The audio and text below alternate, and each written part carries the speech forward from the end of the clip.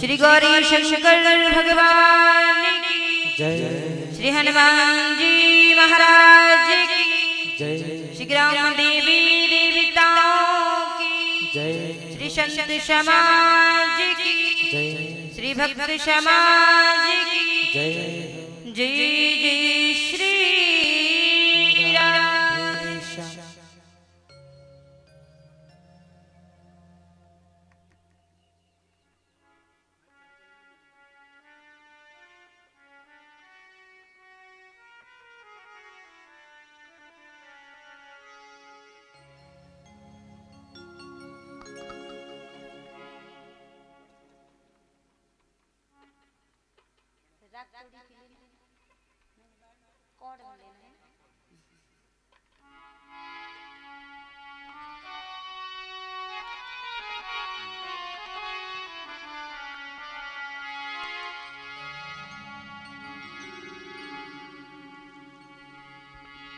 स्वस्ति श्री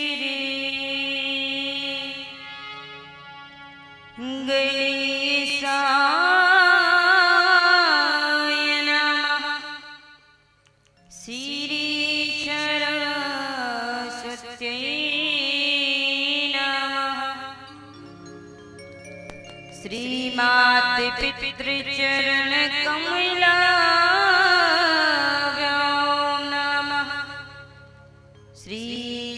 सीताराम चरण कमलाभ्यां नमः। श्री सद्गुरु देवाय नमः। श्री गुरु गुरुवे नमः।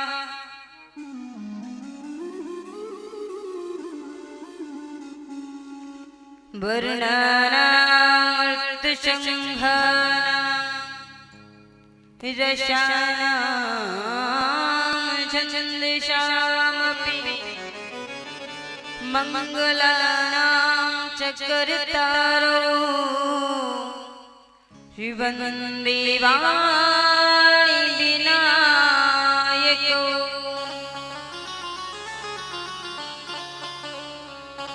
बंसी विभूषित करानन विनीर राम। पीतांबर धरुण फलाधरो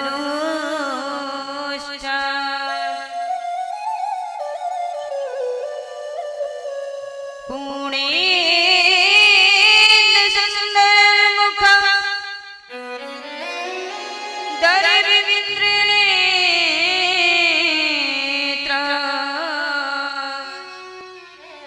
कृष्णात् परं किमपि तत्तमहं न जाने।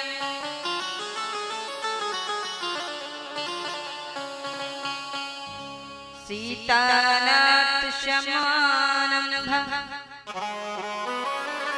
श्रीरामानन्दाय मध्याम्। अस्मदाचार्यपर्यन्तं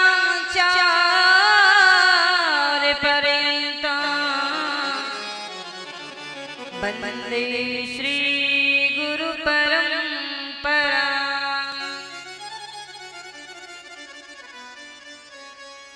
श्री राधे शिवानंदिनी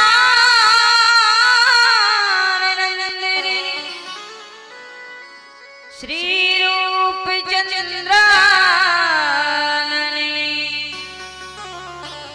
श्री राधिके श्री राधिके श्री राधिके नमस्तुभ्यं।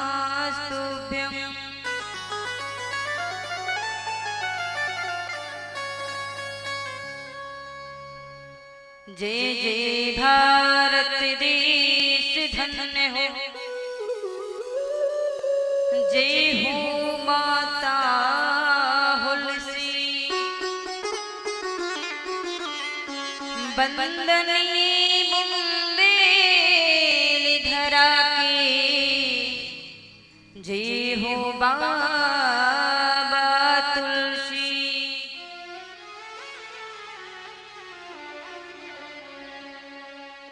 जनक लली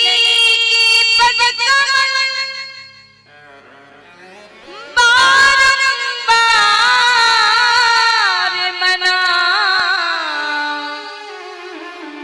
गुण गाऊं सिया राम के सुहनुमत हो सहाय।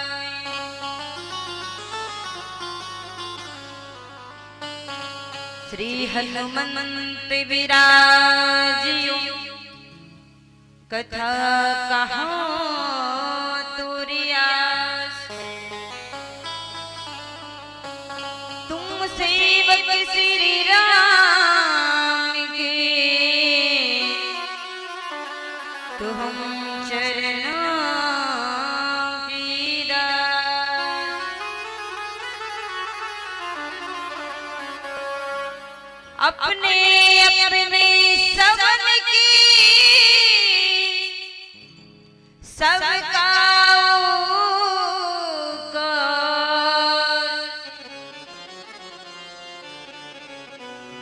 जिनको है ब्रह्मांड की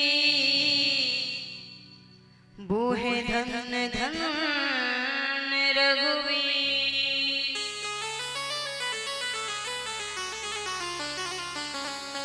वो है धन धन रघुवीर। बोलिए श्यावर रामचंद्र भगवान की जय।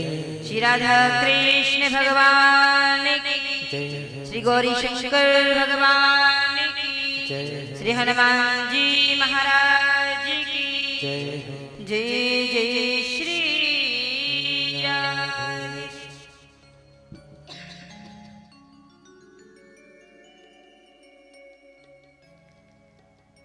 श्री भारती वसुंधरा के पुलकित उत्कृष्ट स्थान रखने वाले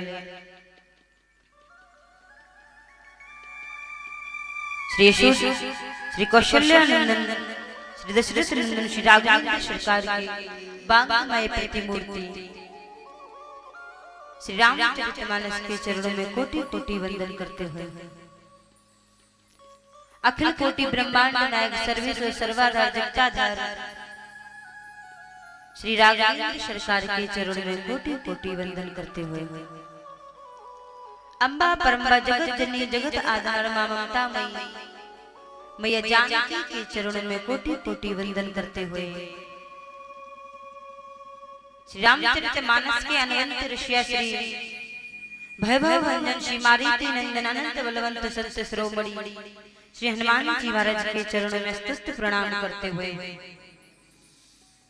सद्मार्ग पर चलाने वाले संग से फूटकर रजत से मुक्ता कर ऐसे जो श्वेत केशों को श्वेत वस्त्रों को धारण करने वाले सद्मार्ग को दिखाने वाले ऐसे संत चरणों में कोटि कोटि वंदन करते हुए परम पूज्य श्री गुरुदेव के चरणों में कोटि कोटि प्रणाम करते हुए शक्ति स्वरूपा माता चावैने हल्ला गुल्ला मचाने वाले नन्हे मुन्ने बाल गोपाल बाहर सोए अतिथिगण पांडाल में बैठे सभी श्रोता बंधु मंच को गौरवान्वित कर रहे भैया जन और लाइव प्रसारण के माध्यम से देख रहे सभी भक्तगणों को इस व्यासपीठ से जय श्री राधे श्री सीताराम।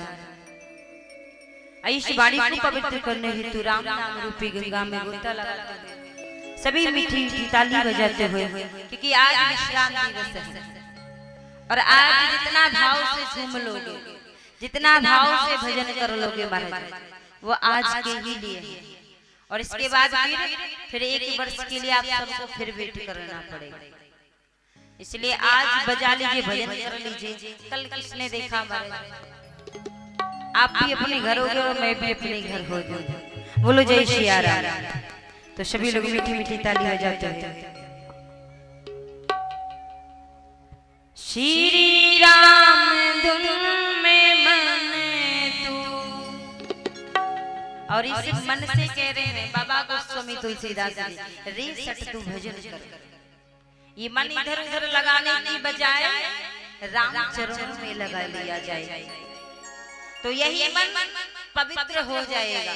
तो सभी लोग श्री राम धुन में मन तू जब तक मगन ना होगा, श्री राम धुन में मन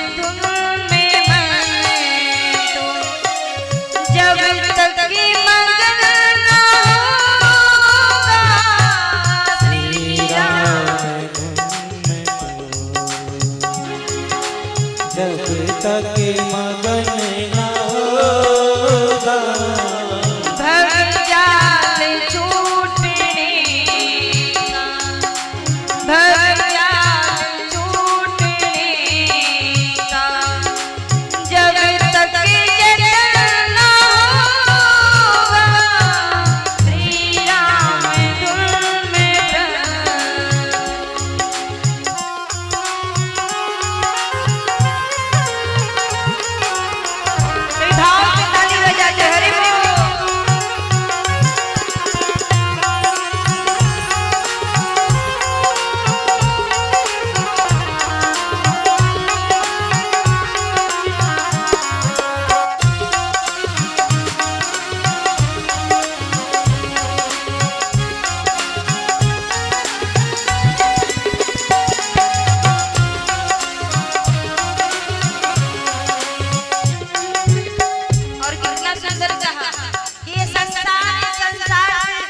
छूटने के लिए इस मन को राममय बनाना ही होगा, क्योंकि जब तक संसार में रहोगे ये मन इधर उधर भटकता ही रहेगा।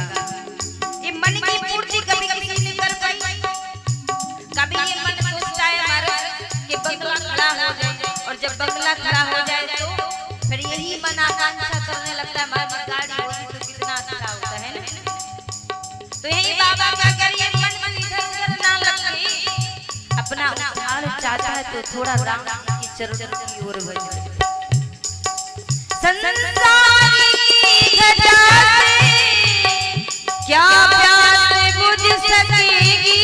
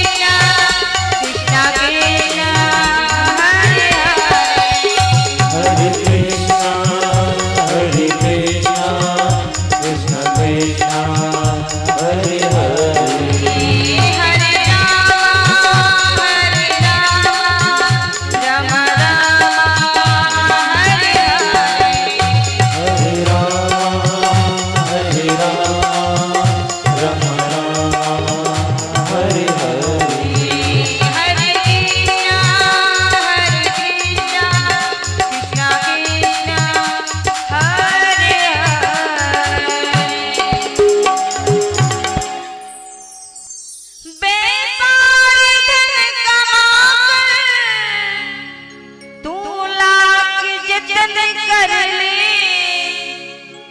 होगा सुखी न जब तक तू लाख यत्न कर ले, संतोष धन न जब तक। जीवन में क्या जरूरी है? संतोष धन। जीवन में संतोष नहीं है तब तक महाराज आप कितना भी धन कमा लो, चाहे फिर महाराज कुबेरों के भंडार लग जाए, लेकिन मन को शांति नहीं है तो फिर वो धनवान नहीं है। ये जीवन में संतोष की भी संख्या बड़ी भारी दी गई महाराज। लोग कहते हैं कि दरिद्र, जानते हो दरिद्रता किसे कहते हैं? गरीबी जो होती है वो गरीबी अलग बात हो जाती है और दरिद्रता अलग बात हो जाती है।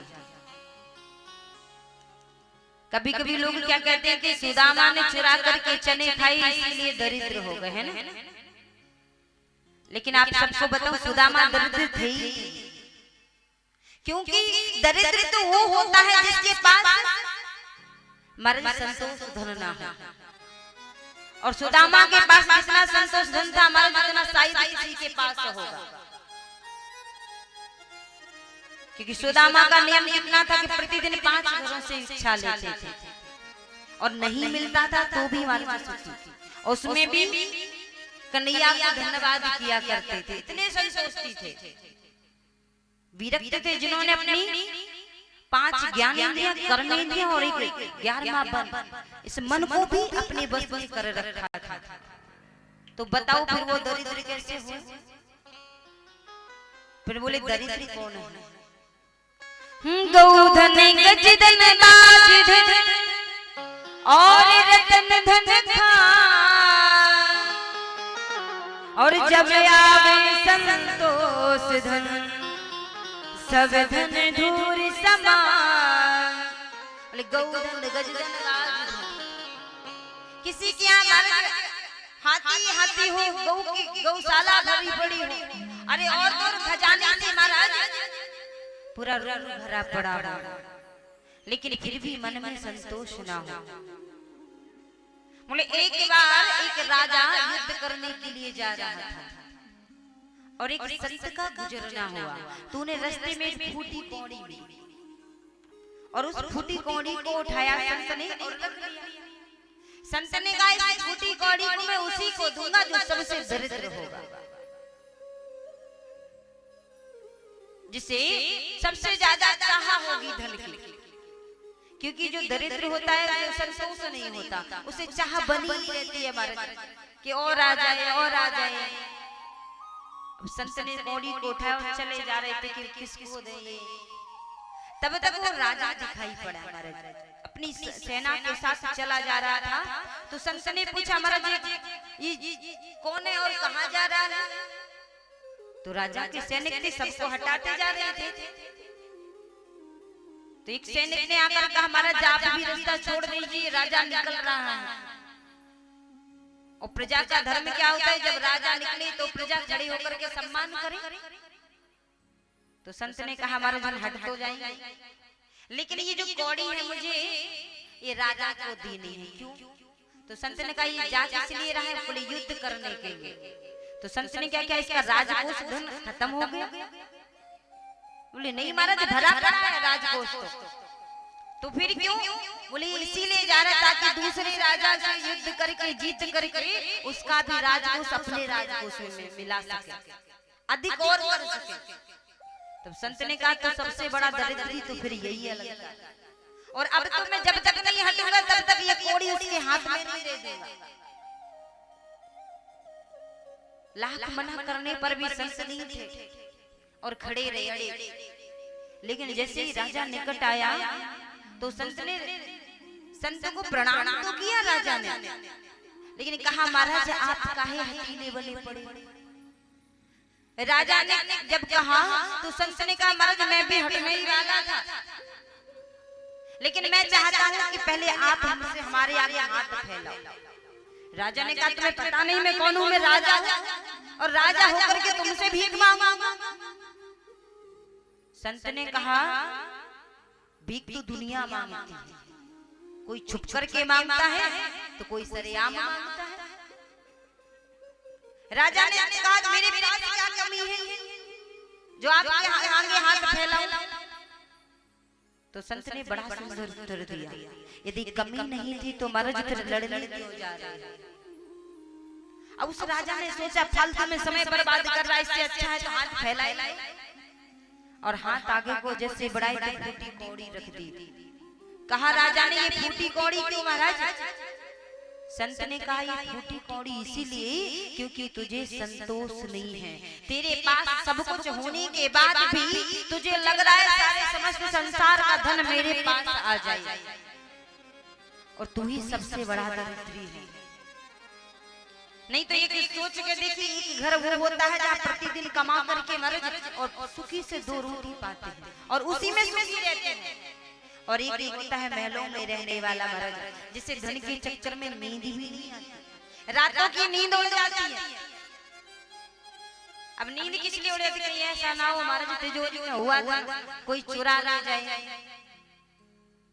एक तो रोग यही पल गए और दूसरा सुबह हुई महाराज तो सबसे पहले ध्यान कहाँ गया? सबसे पहले ध्यान जाकर के तिजोरी की ओर देखता है कहीं सेब रखा है या धन के नहीं। तो इससे अच्छे तो कौन है जो भले ही 2 रोटी प्रेम से पाते हैं कुछ कमा करके, लेकिन संतोष है उनके जीवन में। तो सबसे अहम है जीवन में संतोष का होना, और यदि जीवन में संतोष है तो आप हर तरीके से सुखी हो, क्योंकि जीवन में रुपए बड़ा नहीं बनाता है। जीवन को, इस लोक को सुधारने के लिए और इस परलोक को सुधारने के लिए इस धन की जरूरत नहीं है। यदि किसी धन की जरूरत है तो वो तो केवल राम नाम रूपी धन की जरूरत है।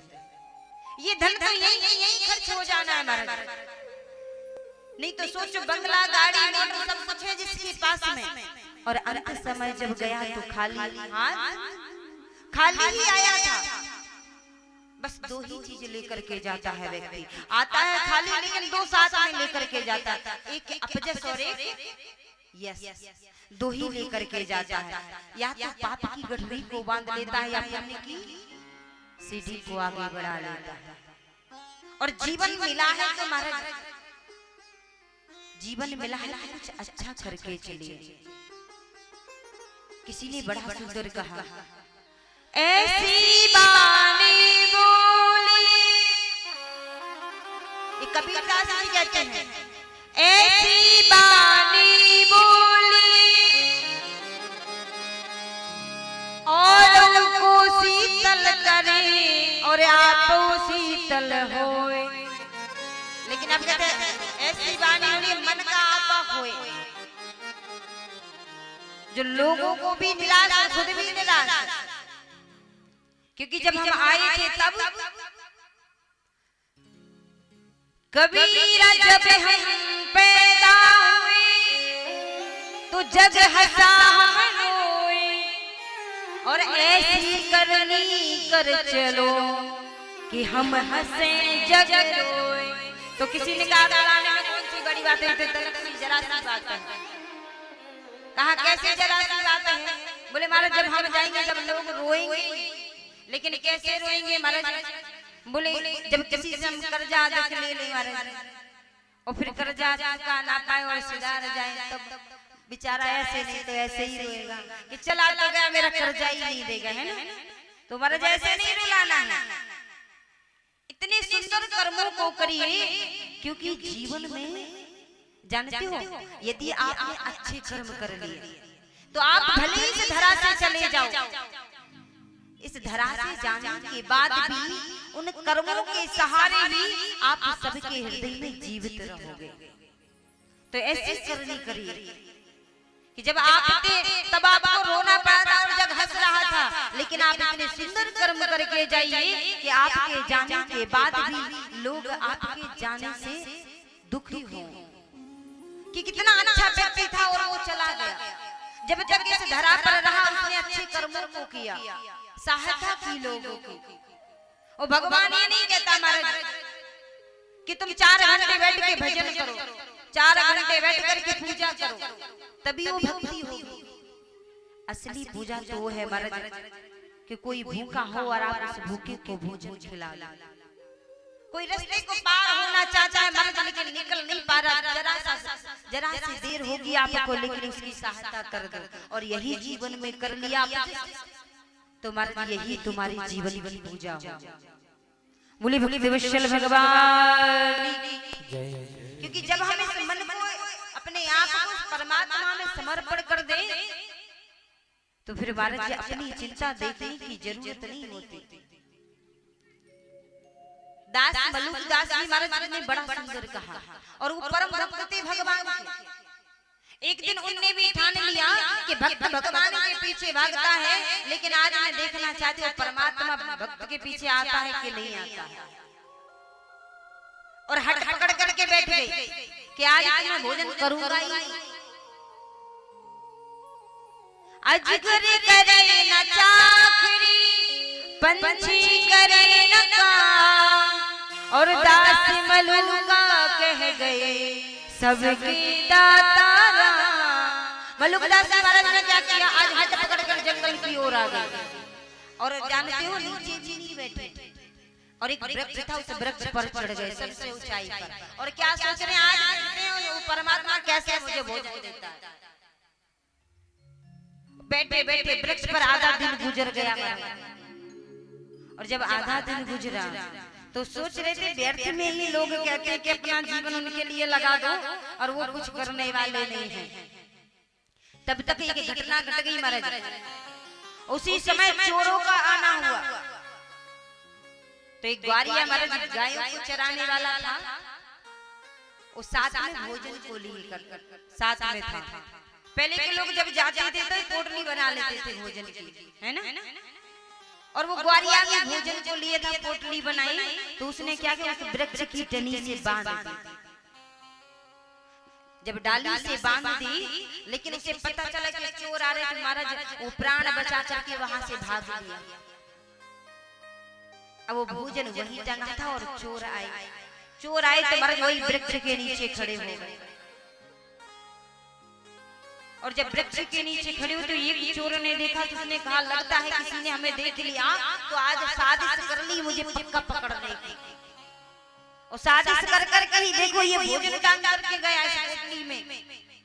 तो एक ने कहा कि बड़े चोरों की भूख लग रही है। तब तक एक ने कहा नहीं हो सकता है शायद इसमें जहर मिला हो, पकड़ने के लिए हो सकता है, मारने के लिए इसमें जहर मिला दिया हो किसी ने ताकि ये चोर आ रहे हैं। वो चोर सतर्क हो गए महाराज, उस पोटली को निकाला, खोल के रखा और इधर उधर झांकने लगे, लेकिन कोई नजर नहीं आया। जब तक कोई नजर नहीं आया तब तक एक चोरी की नजर महाराज ऊपर पड़ गई, जहाँ मलुक दास जी महाराज पेड़ पर सबसे ऊंची टहनी पर बैठे हुए थे। उस चोर ने कहा लगता है यही है साजिश करने वाला, इसी ने यहाँ इसमें जहर मिला करके भोजन को टांग दिया। तू क्या सोच रहा था कि मुझे पता नहीं चलेगा। अब उसने कहा तू नीचे आ रहे हो या नहीं। मलुक दास जी महाराज कहते मैं नीचे आने वाला नहीं, चाहे कुछ भी कर लो मैं नहीं आऊंगा, क्यों मैंने आज प्राण ले रखा है। चोरों ने कहा लगता है ये डर रहा है, बहाना बना रहा है। चोरों ने कहा तुम आते हो नीचे से आने। मलुक दास जी महाराज ने कहा कुछ भी कर लो मैं आने वाला नहीं। तो चोरों ने मुस्कुराते हुए कहा कि डाली को काट, और जब डाली कट जाएगी तो बोले तुम पूरा पेड़ ही नीचे आ जाएगा। जब जैसे ही कहा चोरों ने तो मलुक दास जी महाराज ने कहा कहीं महाराज यदि पेड़ को काट दिया तो महाराज हाथ पैर टूट गए, फिर तो लेने के देने पड़ जाएंगे, कौन कमा कर कौन बनाकर खिला रहा। सो डरते डरते मलुक दास जी महाराज नीचे आए, जो कह रहे थे आज देखते कौन मुझे भोजन खिलाता है, कौन आता है आज कि जो मेरा पेट भरेगा। अपने आप को समर्पण, खुद को समर्पण राम के चरणों में किए थे कि सब कुछ जो है सर्वस्व जो है मेरे राम है, और क्या बना कर क्या थे कौन मुझे खिलाने वाला। चोरों ने नीचे उतारा, महाराज पोटली को खोला और मल्लुकदास जी महाराज से कहा इस भोजन को पाओ। महाराज ने कहा मैं खाने वाला नहीं हूँ। चोरों ने कहा फिर तो पक्का पता है कि इसमें ही जहर मिला है और मुझे खाने के लिए यहाँ बांध रखा है। तो जो सोच रहे थे कौन खिलाएगा महाराज, मल्लुकदास जी महाराज खा नहीं रहे थे और चोर महाराज ठूस के खिला रहे थे। तो जो सोच रहा था कौन खिला, किसी को तो एक निवाला नहीं मिलता और यहाँ जबरदस्ती ठूस करके खिलाया जा रहा। बोलो जय सिया राम। इसीलिए जो सर्वस्व समर्पण उनके हाथों कर देता है ना, फिर उसे सुख और चिंता सब वो खुद करने वाला होता है, फिर उसे करने की जरूरत नहीं होती। जब वो भक्त भगवान के पीछे भागता है ना और भक्तों को जरूरत पड़ती है तो वो परमात्मा भी आज दौड़ा चला आता है। बाबा गोस्वामी तुलसीदास जी बड़ा सुंदर कहते हैं कि इस जीवन का क्या कहें, ये जीवन तो केवल 4 दिन का है। क्योंकि वैसे वास्तविकता तो यही है, जीव 7 दिन में आया और 7 दिन में ही जाता है। कोई 8वें दिन गया, अगर कोई गया हो तो जीवन मात्र सिर्फ 7 दिन का ही है। और भागवत में राजा परीक्षित को यही तो बताया गया, इन 7 दिनों में आप क्या करते हो, कैसे रहते हो, ये आपके ऊपर है। और कितना सुंदर कहा कि यदि मृत्यु को मंगल बनाना है तो भागवत कथा को सुन लीजिए, और यदि अपने जीवन को जीना सीखना है तो राम कथा को सुन लीजिए, क्योंकि राम कथा जीवन को जीना सिखाती है, भाई भाई का प्रेम सिखाती है। और आज बड़ा सुंदर का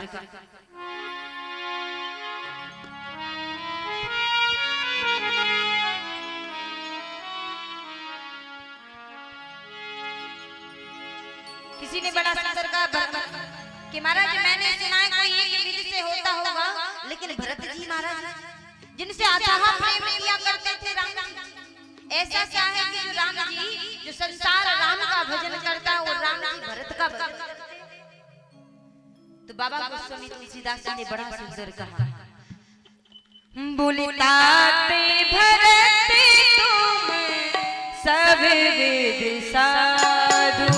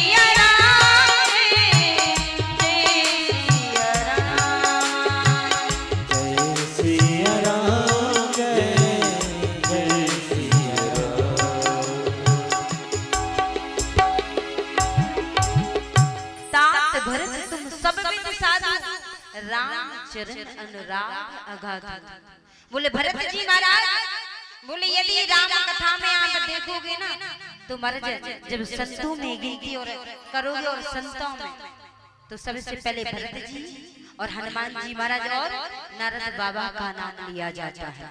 बोले कोई एक विधि से साधु होता होगा, कोई 2 विधि से साधु होता होगा, लेकिन महाराज भरत जी महाराज बोले तात भरत तुम सब विधि साधु, हर प्रकार से भरत जी महाराज जिनकी प्रीति राम चरणों से है।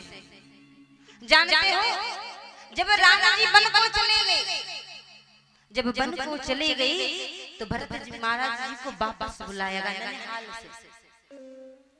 किसी ने कहा भरत जी महाराज को ननिहाल जाने की क्या जरूरत है, क्यों ननिहाल भेज दिया था भरत जी महाराज को?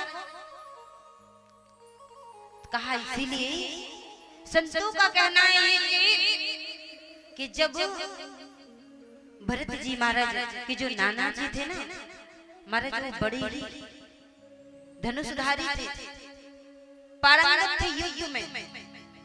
तो तो जैसे पता चला महाराज कि हमारे राम राजा बनेंगे, तो भरत जी की सोच क्या थी कि जब भैया राजा बनेंगे, इस राज्य को संभालेंगे, तो मैं भी राज विद्या को सीख करके आऊंगा अपने नाना जी से, ताकि यदि जरूरत पड़ जाए तो मेरे भाई को जाना ना पड़े और मैं सहायता करने के उनसे पहले मैं खड़ा रहूंगा जब जब कोई संकट आएगा।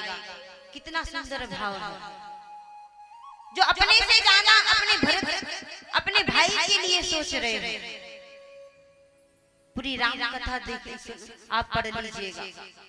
पूरी राम कथा में भरत जी महाराज ने अपने लिए सिर्फ राम प्रेम को छोड़ करके कुछ भी नहीं मांगा। और भरत जी महाराज इतना कि उन्हें इतना समझाया भी गया, जब राम जी चले गए ये राज आप संभाल लो, ये राज आप ले लो, तो भी भरत ने मना कर दिया कि ये भैया का राज्य है और मैं इस राज्य को नहीं ले सकता। यहाँ तक कि सारी अवध की प्रजा थी, जहाँ तीनों रानियां बैठी हुई थी, जहाँ वशिष्ठ गुरु जी बैठे हुए थे, और सबने समझाया, मैया कौशल्या ने भी समझाया।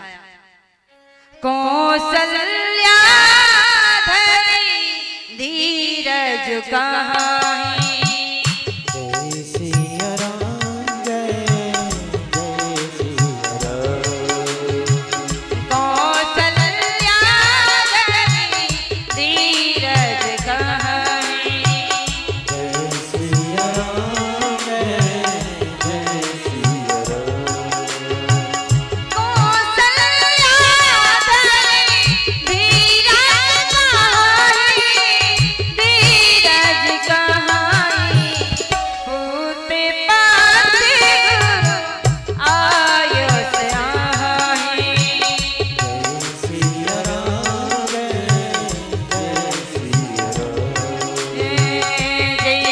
सिया राम, जय सिया राम। कौशल्या धरि धीरज कहाई। कौशल्या मैया ने हर विधि से समझाया भरत को कि ये प्रजा तुम्हें चाहती है कि तुम राजा बनो।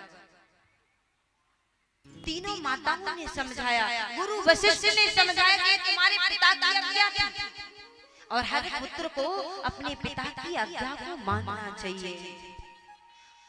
उनके वचनों को, उनके यदि उन्होंने आपको आदेश दिया है तो आदेश का पालन करना चाहिए। वही तो संत, वही तो संतान है, वही तो पुत्र है। राम को वन के लिए कहा तो राम ने उस वचन को निभाया, वन की ओर चले। और अब तुम्हारी बारी है भरत। लेकिन जैसे ही भरत ने कहा तो भरत कहते हैं, मुझ सम कौन पाप निवासो, आप मुझे इस राज्य को राज्य करने की कह रहे हो, इस राज्य को संभालने की बात कर रहे हो। मेरे समान का कोई पापी है जिससे भरत के कारण वो भाई वन की ओर चला गया, जिस भरत के कारण वो भाभी जैसे समान माँ बन बन को भटक रही है, और मैं इस महलों में रह करके सुख को प्राप्त करूं, ये कैसे हो सकता है। वो भरत है, जितना गुणगान किया जाए ना भरत के विषय में उतना भी कम है महाराज। एक वो भाई है जो भाई के लिए खड़ा है, सब कुछ देने के बाद भी मना कर रहा है। और एक कलयुग के भाई है महाराज, जहाँ जरा सी भूमि के लिए कोर्ट कचहरी तक पहुंच जाते हैं, जहाँ थोड़ी सी जगह के लिए घर में एक घर को दो बना दिया जाता है। लेकिन याद रखना, घर में यदि दीवार खड़ी हो गई तो महाराज टूट सकती है। घर की दीवार यदि खड़ी हो गई तो टूट सकती है, लेकिन यदि मन में दीवार खड़ी हो गई, इस हृदय में दीवार खड़ी हो गई, तो महाराज कभी जीवन में फिर टूट नहीं सकती। क्योंकि मन की दीवार एक ऐसी है जो चाहकर के भी इंसान नहीं तोड़ सकता। क्योंकि एक माला होती है और माला टूट जाए रही मन धागा प्रेम का, मत तोड़ो चटका, और टूटे से फिर ना जुड़े, जुड़ी गांठ लग जाए। एक बार यदि मन की माला टूट गई महाराज, जोड़ने का प्रयास तो करोगे लेकिन फिर वो गांठ पड़ जाएगी इस माला में। इसीलिए सब कुछ करना, ये जीवन है, इस जीवन में लड़ना झगड़ना।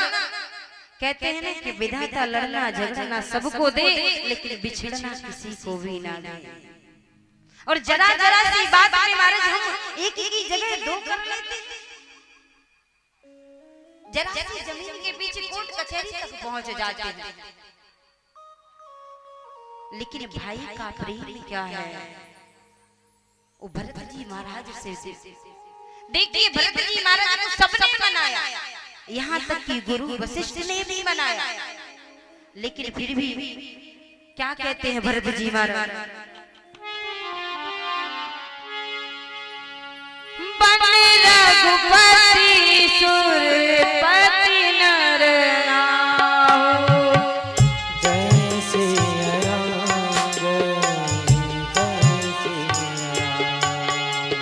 बने रघुपति सुरपति नर नाहु। जय सिया राम, जय सिया राम। तुम्हें यही भांति तात कतराम, तात कतराम। परिजन प्रिया सचिव अवयंबा। जय सिया राम, जय सिया राम। तुम्हारी सुन सब कहे अवलंबा। जय सिया राम, जय सिया राम। जय सिया राम, जय सिया राम, जय सिया राम, जय सिया राम, जय सिया राम, जय सिया राम। जय सिया राम, जय सिया राम। परिजन प्रजा सब हमारे जहाँ परिजन प्रजा सारे अवध के वासी जहाँ सम्मिलित थे, और वहाँ तीनों रानियां थी, लेकिन फिर भी भरत जी महाराज ने कितना सुंदर प्रश्न किया। भरत जी महाराज ने आज सभी के समस्त हाथों को जोड़ा और कहा कि बस एक प्रश्न का मेरे उत्तर दे दीजिए, और फिर आप यदि चाहोगे जैसा आप कहोगे मैं वैसा मान लूंगा। ये भक्त का भाव है। गुरु वशिष्ठ सभा में बैठे हुए थे, तो गुरु वशिष्ठ ने कहा, कहो भरत क्या कहना चाहते हो। गुरु वशिष्ठ ने क्या कहा कि आप चाहते हो कि ये राज राम का है, तो कोई बात नहीं, जब तक राम नहीं आते अवध में तब तक आप इस राज को कर लो, संभाल लो, और जब राम आ जाए तो वापस कर देना उनका राज्य। तो भरत ने कहा, ओ गुरुजी आपने बड़े सुंदर वचन कहे, लेकिन एक बात बताओ, आपने कहा ना कि जब तक भैया नहीं आते तब तक इस अवध के राज को मैं संभालूं, लेकिन एक बात बताओ तो, हम पित सुरपुर सिया राम बन करन कहो मोहराज, और यही जानो मोरे आप बड़का। आप समझते कि हमारा हित इस राज को संभालने में है, तो आपकी बात मैं मानता हूँ, लेकिन मैं बात कहूँ कि मेरे जितना कोई पापी है नहीं, और यदि फिर भी आप चाहते हो और इस राज को कहीं संभालूं, तो कहीं ये धरा रसा तल की ओर ना चले जाए। और फिर इसके बाद भी यदि आप सब प्रजा का कहना है, तो एक बात बताओ, मैंने कि सुंदर भोजन को बनाया,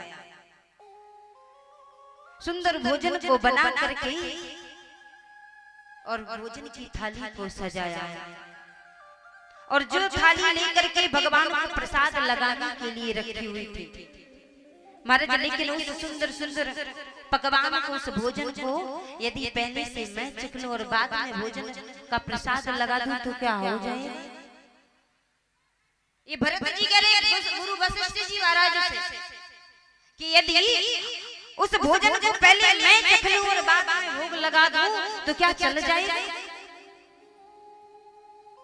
वशिष्ठ गुरु जी ने कहा, अरे भरत तुम क्या कह रहे हो, कैसी बोल रहे हो? आंखों में अश्रु आ गए भरत के।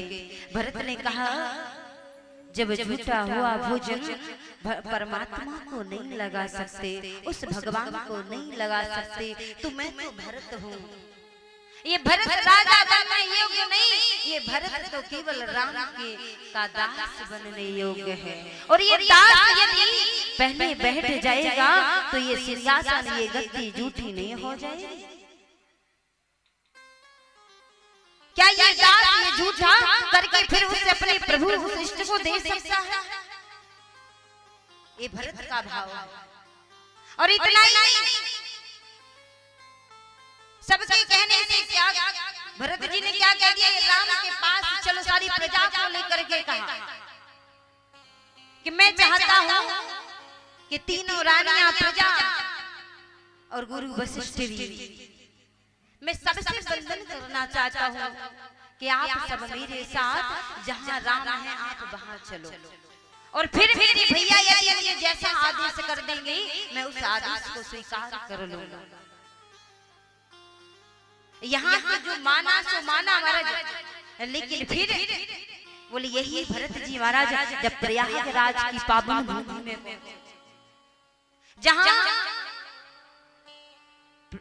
तीर्थों के राजा प्रयाग हैं, जहाँ चार प्रसाद मिला करते हैं महाराज, प्रयागराज की भूमि में आप जो मांग लोगे ना भाव से वो पूर्ण हो जाएगा।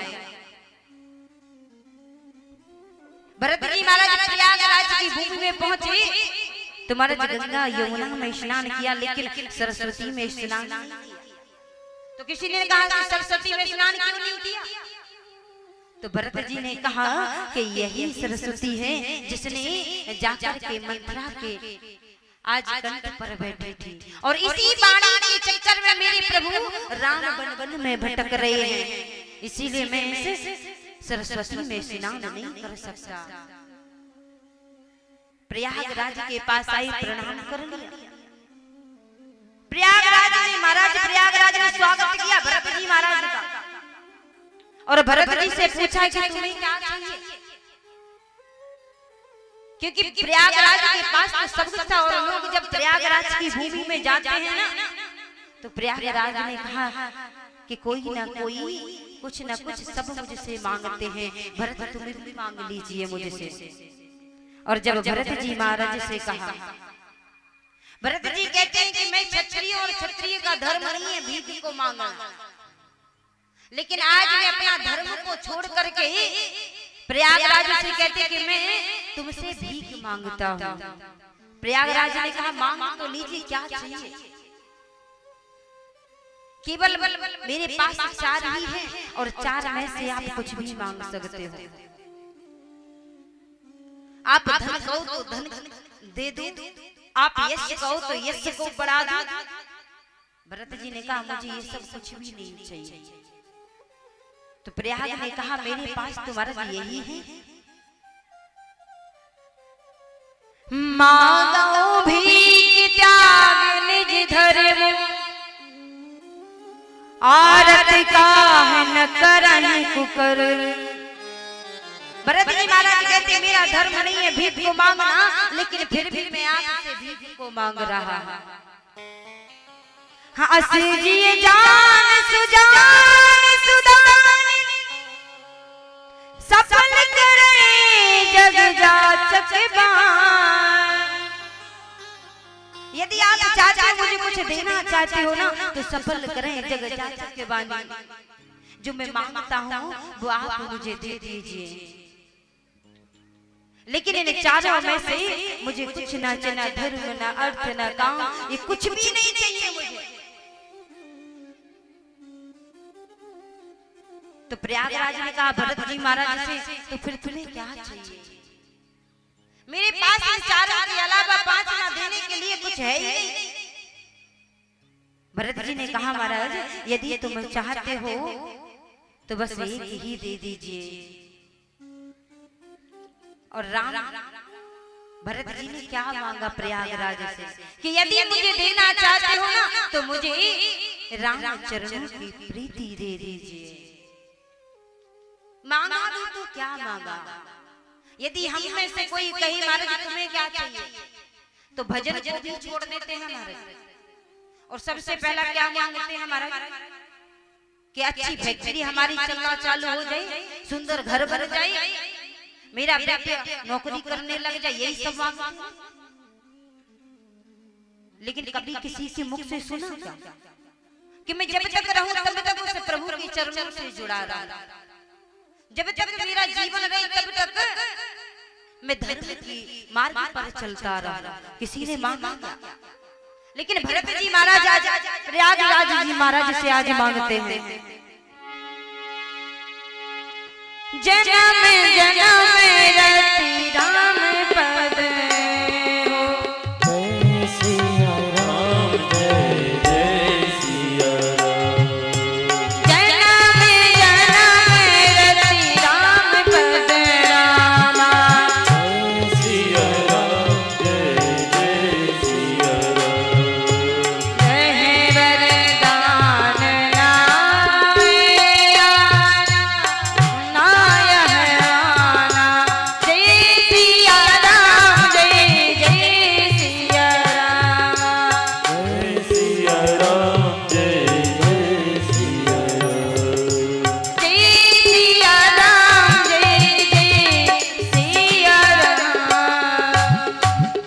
वरदान रति राम पद यह वरदान यदि आज मुझे आप कुछ देना चाहते हो तो केवल और केवल राम चरणों की प्रीति दीजिए। मोक्ष को भी नहीं मांगा। क्यों? बोले यदि मैं मोक्ष को मांग लूंगा फिर मैं राम भजन नहीं कर पाऊंगा, मैं उनकी सेवा नहीं कर पाऊंगा। इसलिए मैं तुमसे ये चाहता हूँ कि मैं बार बार मरूं, बार बार जन्म लूं इस धरा पर आऊं, और जितनी बार मेरा जन्म हो मैं दिनों दिन उन राम के चरणों की प्रीत में बढ़ता चला जाऊं। ये भरत जी महाराज का भाव है। और भरत जी महाराज ने मांगा। तब आज प्रयागराज ने कहा महाराज इस संसार में भक्त तो बहुत देखे मैंने, संत तो बहुत देखे मैंने, लेकिन भरत तुम जैसा साधु मैंने कहीं नहीं देखा। तात भरत तुम सब विध साधु, राम चरण अनुराग अगाध। और उल्टा महाराज प्रयागराज ने कहा कि यदि राम चरण की राम भजन को कोई भक्ति को दे सकता है तो वो केवल तुम हो भरत, तुमसे बढ़ा और कोई है ही नहीं भक्त। ये भरत का भाव है। आइए, समय का अभाव है और वाणी को यही विराम देती हूँ। आइए 2 मिनट का नाम संकीर्तन और इसके बाद वाणी को विराम। और आप सभी से कहना चाहूंगी 4 दिनों से आप सभी ने बड़ी सुंदर प्रेम और भाव दिया मुझे, और इन 4 दिनों में आपने बड़ी सुंदर भाव से कथा को सिरवड़ किया है। और यदि इन 4 दिनों में, इन 5 दिनों में यदि मेरे मुख से कोई ऐसा अपशब्द निकला हो, कोई ऐसा शब्द निकला हो जिसे सुनकर आप सबके हृदय को क्षति पहुंची हो, कष्ट पहुंचा हो, तो मुझे अपनी बेटी और बहन समझ करके क्षमा कर दीजिएगा। और बस इतना ही आशीर्वाद दीजिएगा इन दोनों करों को उठाकर कि इस भारत में मैं कहीं पर भी जाऊं, चाहे जितनी ऊंचाई को प्राप्त कर लूं, लेकिन बस इन करों को उठा करके आशीर्वाद दे दीजिएगा कि मैं कितनी भी ऊंचाई को पालूं, लेकिन ऊंचाई को पाने के बाद भी मुझे जरा सा घमंड ना हो, जरा सा अहम ना हो, बस इतना ही कर दीजिएगा। आइए चलते चलते 2 मिनट का नाम संकीर्तन और बाड़ी को विराम। अभी सभी लोग बैठे हुए चुप, लेकिन कहना है कि अगर भगवान के दरबार में आए तो महाराज चुप नहीं रहना चाहिए, कुछ ना कुछ। तो कहा कुछ ना कुछ क्या करें, ऐसे चुप ना रहा कीजिए मेरे प्यारे। तो बोले फिर चुप ना रहे तो क्या करें, ऐसे चुप ना रहा कीजिए मेरे प्यारे, राधे राधे कहा कीजिए मेरे प्यारे, राधे राधे कहा कीजिए मेरे राधे राधे कीजिए। इस मन को लगा लीजिए मेरे प्यारे, राम राम कहा कीजिए मेरे प्यारे, राम राम कहा कीजिए मेरे प्यारे, राम राम कीजिए।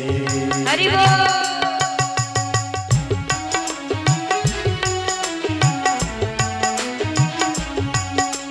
बोलिए राम राम सरकार की।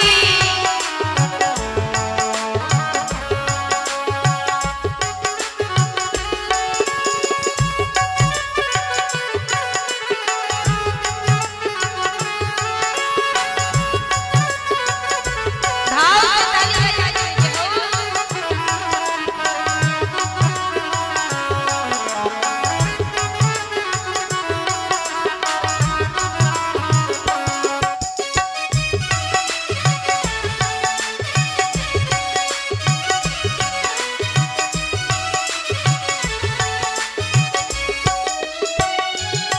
और बड़ा सुंदर कहा, सत्संग में आए हो,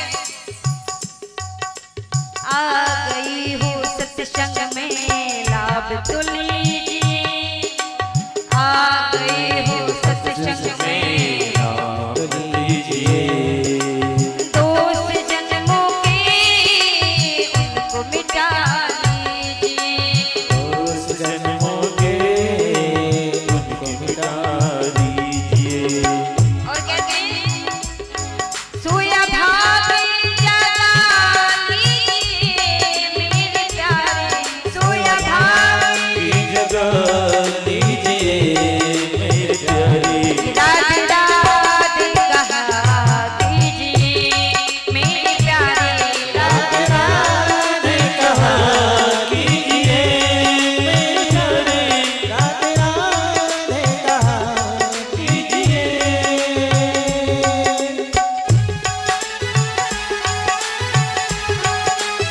बोलिए राधा रानी सरकार की।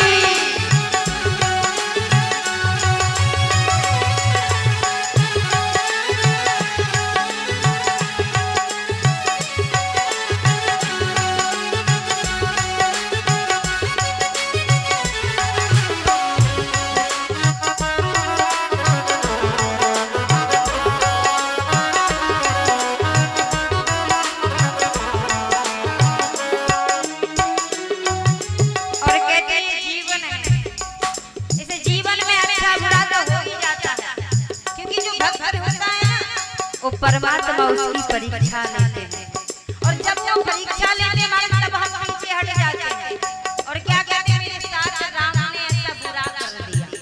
लेकिन खास कर तो ये सत्य है कि जो उस परमात्मा का प्यारा होता है ना महाराज, वो परमात्मा भी ठोक बजा करके देखते ही भक्ति के योग्य है या नहीं। क्योंकि जब हम घड़ा लेने जाए तो ठोक करके देखते ना कहीं ये फूटा तो नहीं है, तो वो परमात्मा भी सोचता है ये भक्ति के मार्ग पर चल पड़ा है, ये उस योग्य है या नहीं, और इसीलिए वो परीक्षा लेता होने अनोनी भूल कर जिंदगी है, होने अनोनी भूल कर गैर का घर बड़ा ही बेवजह है, गैर से ये जन्म कर ही बेवजह है।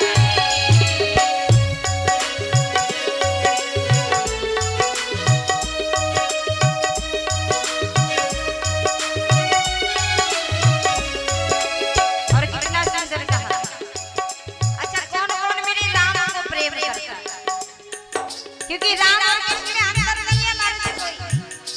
जो सोच रहे हैं कि राम अलग और कृष्ण अलग, तो राम और कृष्ण तो महाराज एक ही है। जैसे रूप अनेक हैं, लेकिन राम कृष्ण में कोई अंतर नहीं है। राम कृष्ण दुई है, अंतर नहीं निवे, और राम के नयन गंभीर हैं, सो कृष्ण की चपल से। वही राम है और वही कृष्ण है। तो उठाइए दोनों हाथ सभी लोग, और आज विश्राम करना झूमरों में महाराज आज का दिन है। ये आनंद, ये झूम, ये आनंद को पाने के लिए तो सब लोग मस्ती में झूमते हुए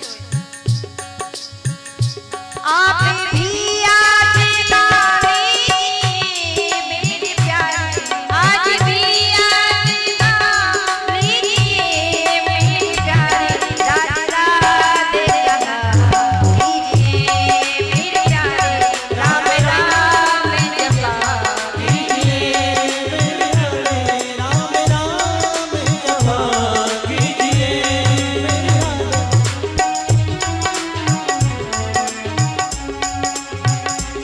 ऐसे चुप ना कीजिए मेरे प्यारे, ऐसे चुप ना कीजिए मेरे प्यारे, राम राम कहा कीजिए मेरे प्यारे, राम राम कहा कीजिए मेरे प्यारे, कृष्ण कृष्ण जपा कीजिए मेरे प्यारे, कृष्ण कृष्ण जपा। कीजिए मेरे प्यारे। बोलिए श्यावर रामचंद्र भगवान की जय हो, श्री राम लला सरकार की जय हो, श्री गौरी शंकर भगवान की जय हो, श्री हनुमान जी महाराज की जय हो। जय जय श्री राम। राधे श्याम।